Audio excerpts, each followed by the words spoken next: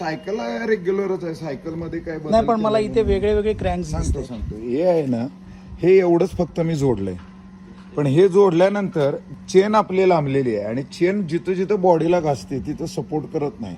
चेनला थोडं बॉडीला घासू नये म्हणून ही लावलेली व्हील आहे. ह्याचा ऍक्च्युली त्याच्याशी काही संबंध नाही आहे.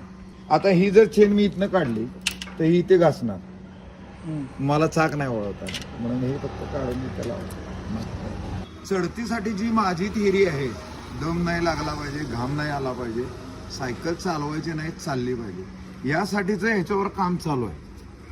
म्हणजे घाटात जरी ती हळू गेली तरी ती अशी जायला पाहिजे की तुम्हाला चढतीला पायावर प्रेशर नाही आला पाहिजे.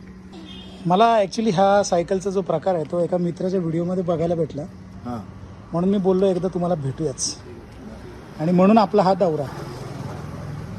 चला, ऑल द बेस्ट तुम्हाला, आणि तुम्ही जो वेळ दिलात त्याबद्दल थँक्यू सो मच.